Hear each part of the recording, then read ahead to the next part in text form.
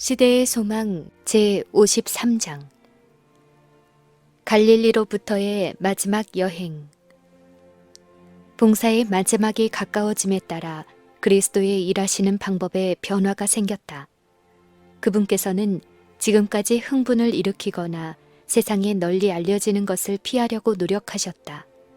그분께서는 당신의 인기가 제어할 수 없을 만큼 열광적으로 불타오르는 것처럼 보이자 백성들의 경의를 사양하고 이곳저곳으로 빨리 왕래하셨다. 그분께서는 여러 차례 아무도 당신을 그리스도라고 선언하지 말도록 명령하셨다. 초막절에 그분께서 예루살렘으로 가신 여행은 신속하고도 비밀리에 행해졌다. 그분의 형제들이 자신을 메시아로서 공적으로 나타내도록 강권하였을 때 그분은 내 때는 아직 이르지 않았다 라고 대답하셨다. 그분께서는 다른 사람의 주목을 끌지 않고 예루살렘으로 가셨으며 아무에게도 알리지 않고 도성에 들어가셨으며 대중의 존경도 받지 않으셨다. 그러나 그분의 마지막 여행은 그렇지 않았다. 그분께서는 제사장들과 랍비들이 악의를 품고 있었기 때문에 잠시 동안 예루살렘을 떠나 계셨다. 그러나 이제 그분께서 예루살렘으로 돌아가기 위해 출발하셨는데 가장 대중적인 방식으로 순회로를 따라 여행하셨다. 그리고 당신의 오심을 알리기 위하여 사자를 앞서 보내셨는데 이는 그분께서 전에 결코 하신 적이 없던 일이다. 그분께서는 큰 희생을 치르실 현장으로 나아가고 계셨는데 이 희생에 백성들의 관심이 돌려져야 하였다. 모세가 광야에서 뱀을 든 것 같이 인자도 들려야 하리라.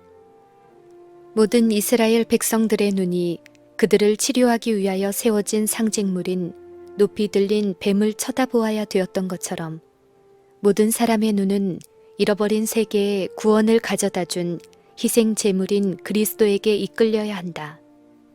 그분의 형제들이 그분에게 초막절에 자신을 백성들에게 공공연하게 나타내도록 권유하게 된 것은 메시아의 사업에 대하여 그릇된 개념을 가졌기 때문이며 예수님의 신적 품성에 대하여 믿음이 부족한 까닭이었다. 이제 이와 똑같은 정신으로 제자들은 그분께서 예루살렘으로 여행하시는 것을 막으려고 하였다. 제자들은 그곳에서 어떤 일이 그분에게 일어날 것이라는 그분의 말씀을 기억하고 있었으며 종교 지도자들의 치명적인 적개심을 알고 있었기 때문에 저의 주님으로 하여금 그곳에 가는 것을 단념하도록 기꺼이 권유하였다. 사랑하는 제자들의 공포와 실망 그리고 불신을 거스리고 당신의 길을 밀고 나아가시는 것은 그리스도의 마음에 고통스러운 일이었다. 고민과 절망이 그들을 기다리고 있는 예루살렘으로 제자들을 인도하는 것은 어려운 일이었다. 사단은 인자를 유혹하기 위하여 가까이에 있었다. 왜 이제 그분은 죽음이 확실한데 예루살렘으로 가셔야 하는가? 그분의 주위에는 생명의 양식에 굶주리는 영혼들이 있었다.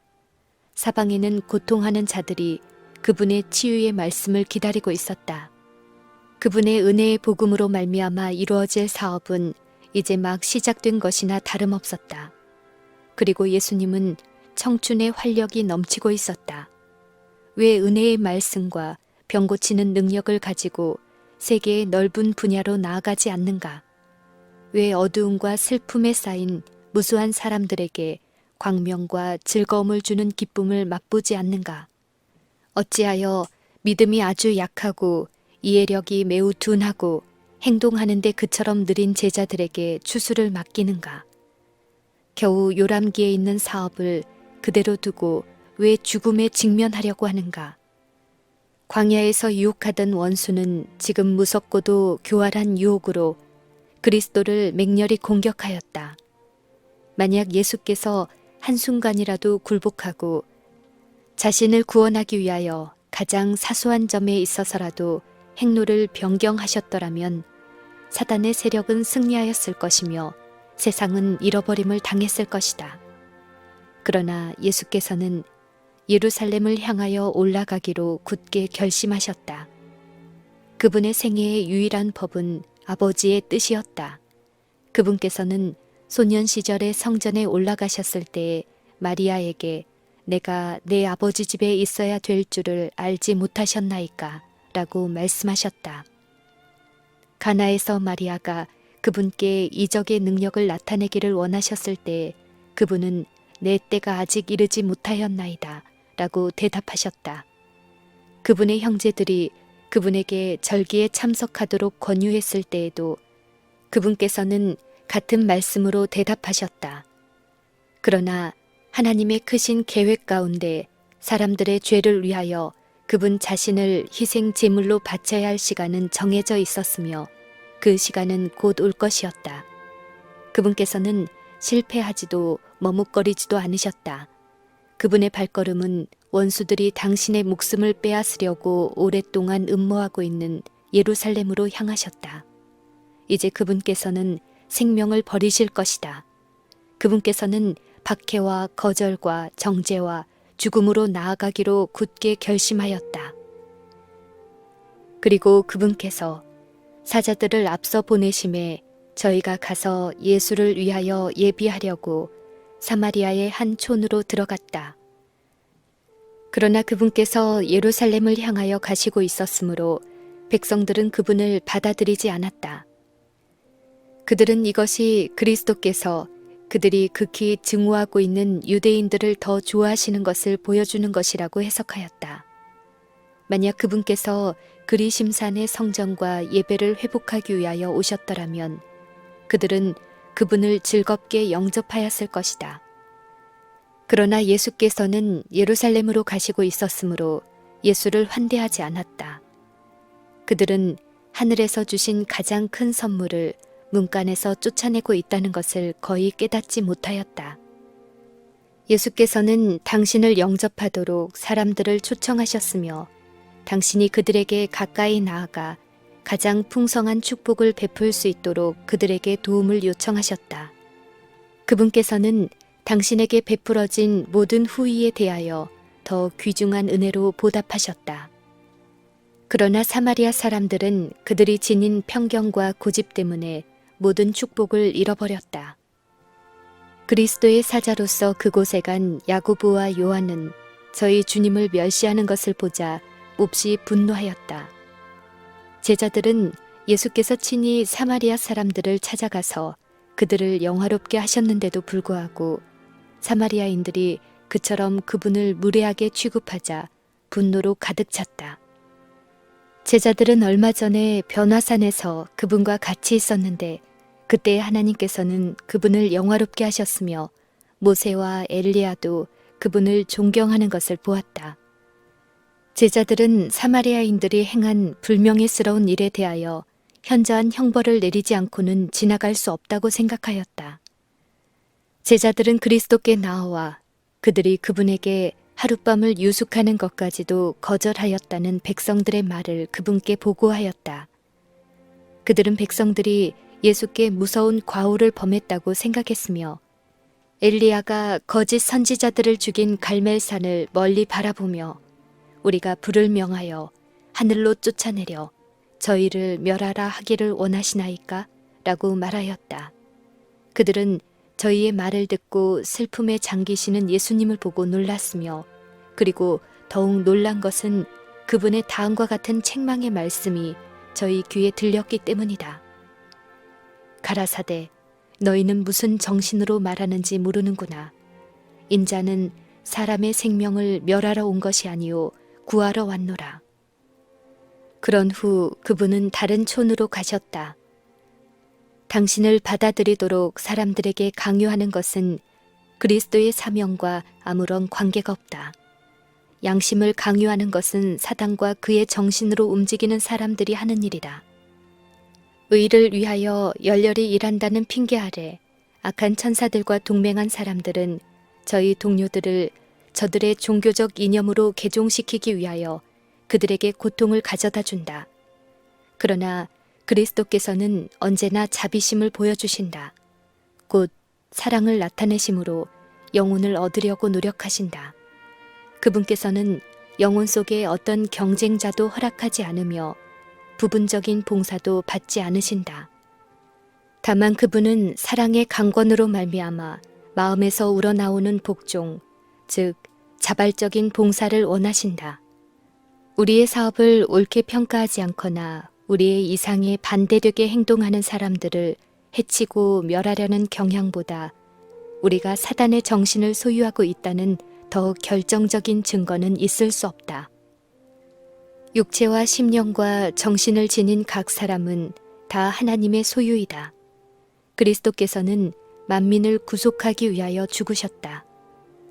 종교적 편협심으로 말미암아 구주께서 보혈로 사신 자들에게 고통을 주는 것보다 하나님께 더 불쾌한 일은 없다. 예수께서 거기서 떠나 유대 지경과 요단강 건너편으로 가시니 무리가 다시 모여들거늘 예수께서 다시 전례대로 가르치셨다. 그리스도께서는 수개월에 걸친 마지막 봉사의 상당 부분을 유대로부터 멀리 요단편에 있는 베레아 지방에서 보내셨다. 이곳에서는 많은 무리들이 그분의 초기 봉사에서처럼 그분의 주위에 모여들었으며 그분이 이전에 가르치신 많은 교훈들이 반복되었다. 그분께서는 12사람을 보낸 것처럼 달리 70인을 세우사 친히 가시려는 각동 각처로 둘씩 앞서 보내셨다. 이 제자들은 일할 수 있도록 훈련을 받기 위하여 얼마 동안 그분과 함께 있었다. 12제자들이 처음으로 독립된 사명을 띠고 파송되었을 때 다른 제자들은 갈릴리 전역을 여행하시는 예수님과 동행하였다. 그렇게 함으로 그들은 그분과 친밀히 교제할 수 있는 특권을 얻고 직접 개인적인 교훈을 받았다. 이제 이 큰 무리 역시 개별적인 사명을 띠고 나아갈 것이었다. 70인에게 지시한 내용은 12제자에게 주셨던 것과 같으나 이방이나 사마리아의 도성에는 들어가지 말라는 명령은 70인에게 주지 않으셨다.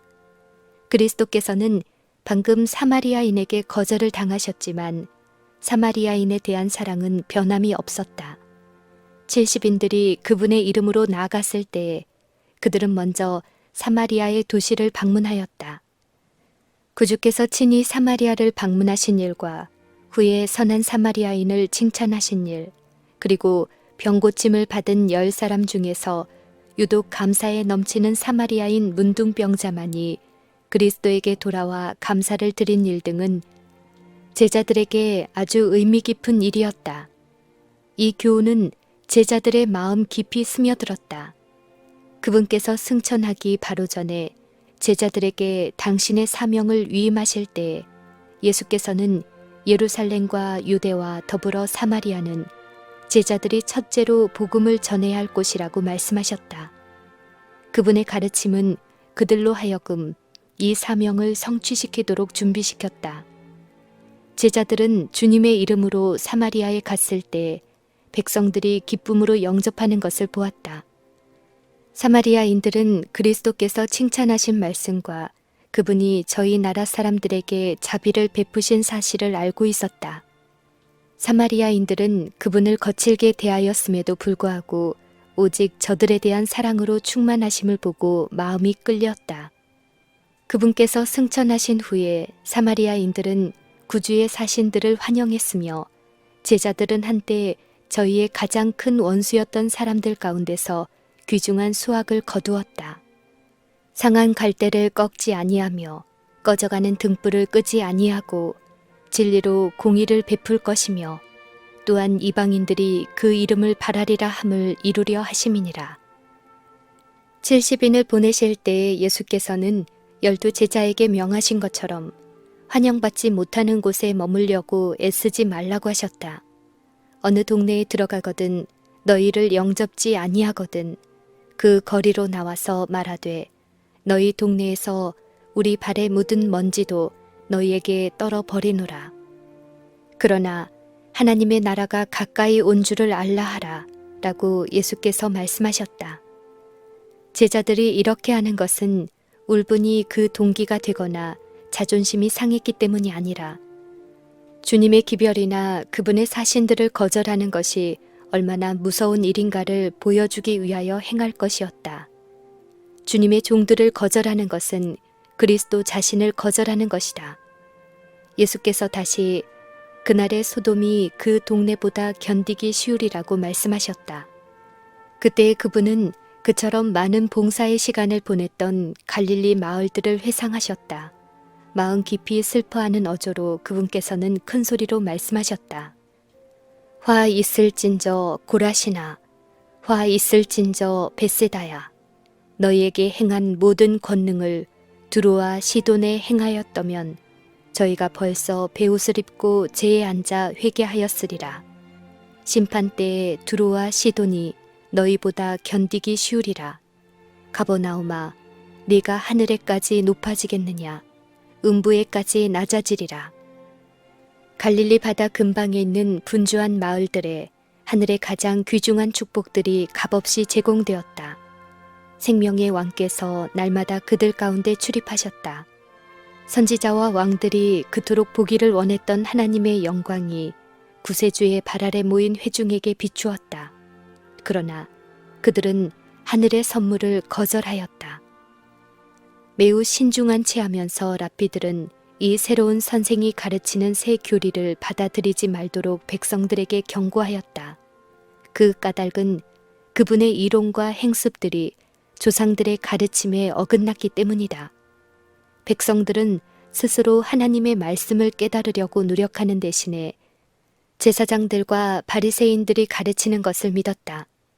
그들은 하나님을 높이는 대신에 제사장들과 관원들을 존경하였으며 그들 자신의 유전을 지키려고 진리를 거역하였다. 많은 사람들은 깊은 인상을 받고 거의 설복되었지만 저희가 깨달은 대로 행하지 않았으므로 그리스도의 편에 계수함을 받지 못하였다. 사단은 빛이 어두움처럼 보일 때까지 그의 유혹을 제시하였다. 이리하여 많은 사람들은 영혼의 구원을 확증할 수 있는 진리를 거절하였다. 참된 증인은 볼지어다 내가 문 밖에 서서 두드리노니 라고 말씀하신다. 하나님의 말씀이나 혹은 그분의 사자를 통하여 주어진 모든 경고와 책망과 탄원은 마음의 문을 두드리고 있는 두드림이다. 들어가기를 간청하는 음성은 예수의 음성이다. 두드릴 때마다 그것에 유의하지 않는다면 열려는 마음은 점점 더 약해진다. 오늘 무시당했다면 성령의 가마는 내일은 오늘처럼 강력하지 못할 것이다. 심령의 감수성은 점점 둔해져서 인생의 짧음과 내세의 위대한 영혼을 잊어버리는 무서운 무감각에 빠지게 된다. 심판 때에 우리가 정죄받게 되는 것은 오류 가운데 빠져 있었다는 사실 때문이 아니요 무엇이 진리인지 배울 수 있도록 하늘에서 주신 기회를 등한히 한 사실 때문일 것이다. 70인들도 사도들처럼 저희의 사명의 증거로서 초자연적인 권능을 부여받았다. 그들은 일이 끝나자 기쁨으로 돌아와서 주의 이름으로 귀신들도 우리에게 항복하더이다 라고 말하였다.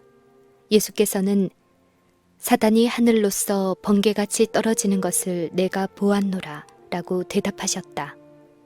과거와 미래의 광경이 예수님의 마음에 떠올랐다. 그분께서는 하늘 처소에서 처음으로 쫓겨내려오는 루시벨을 보셨다. 그분께서는 기만자의 정체가 온 세계들 앞에 폭로될 당신의 고민의 장면을 내다보셨다. 그분은 사단이 선동하려던 참소와 기만과 허식의 위험이 하늘에서 영원히 없어지고 잃어버린 인류의 구속이 영원히 확실하게 되었음을 선언하는 다 이루었다 라는 부르짖음을 들으셨다. 갈바리 십자가, 그 고통과 수치 저 너머에서 예수께서는 공중의 권세 잡은 자가 그의 반역으로 말미암아 매우 오랫동안 훼손되었던 이 땅에서 마침내 멸망당하게 될 그 큰 최후의 날을 내다보셨다. 예수께서는 죄악의 일이 영원히 끝나고 하늘과 땅이 하나님께서 주시는 평화로 가득 차게 되는 것을 보셨다. 이제부터는 그리스도를 따르는 자들이 사단을 정복한 원수로서 바라볼 것이었다.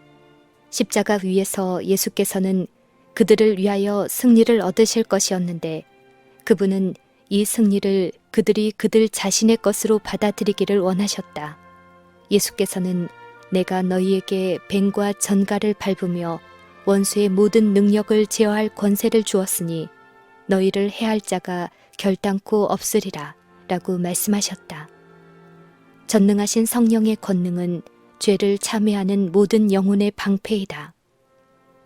그리스도께서는 죄를 뉘우치고 믿음으로 당신의 보호하심을 주장하는 사람들은 한 사람도 원수의 권세 아래 들어가도록 허락하지 않으실 것이다.